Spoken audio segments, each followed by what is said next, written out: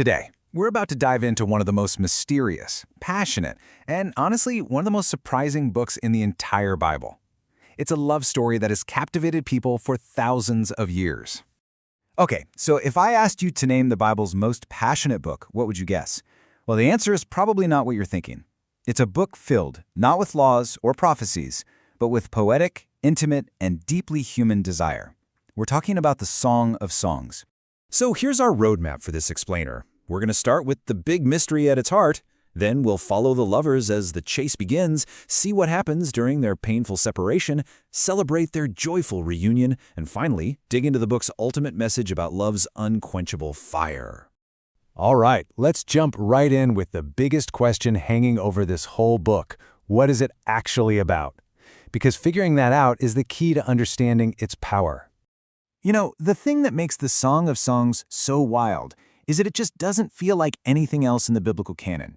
It reads like pure poetry. You won't find any mention of laws or historical events. Nope, it's all about the raw sensory experience of love between two people. And this is where the big debate really kicks off. So you've got two main ways of looking at this. On one side, you can just read it literally. It's a beautiful, unfiltered story about human romance. But for centuries, there's been another view, that it's an allegory, a symbolic story, where the lovers actually represent God and his people, or Christ in the church. And the real magic of the book is that it works both ways. It's like it's suggesting that the deepest human love we can feel might just be our best glimpse into divine love. So, keeping that mystery in our back pocket, let's dive into the story itself. It doesn't ease you in. It throws you right into the middle of this powerful attraction and a very active chase. Right from the opening lines, there's this incredible sense of mutual admiration. And get this, it is absolutely not one-sided. Both the man and the woman are just gushing about each other, using this vivid, poetic language to celebrate not just their emotional bond, but their physical beauty too. I mean, just listen to the intensity here. Let him kiss me with the kisses of his mouth, for your love is more delightful than wine. Wow. That is not shy or reserved language, right? It's bold, it's passionate, and it totally sets the tone for the whole book. Now here's what's really cool. This love isn't passive, and the woman, especially, is a key player in this story. She doesn't just sit around waiting to be found. She actively goes out and searches for her beloved. The big takeaway here is that love is shown as this dynamic chase that requires real effort and dedication from everybody involved. Of course, it can't all be smooth sailing, right? Like any great love story, the story takes a turn, and we enter this period of separation that really puts their love to the test.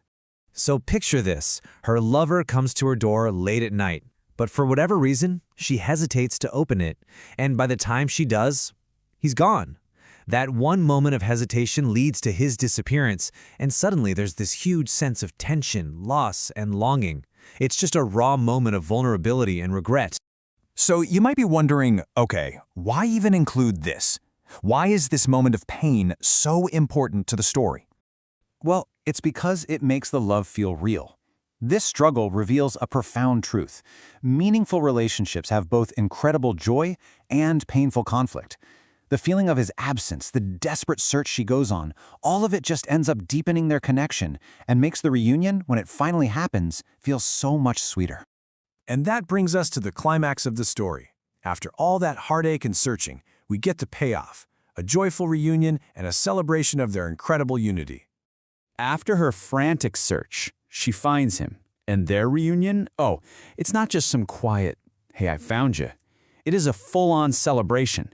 The poetry just explodes with praise for their reconnected bond, celebrating both their emotional and their physical closeness. And this is where one of the book's core themes really shines: mutual delight. Their love is a two-way street, totally fulfilling for both of them. It's basically saying that love in its richest form is sensory and celebratory. It's meant to be a joyful experience for your whole being. So, this entire journey, the chase, the loss, the reunion, it's all been building to this one, final, unforgettable statement on what love truly is. Near the end, the book gives us this incredible metaphor. Love is described as a fire, a flame so powerful that, as it says, many waters cannot quench it.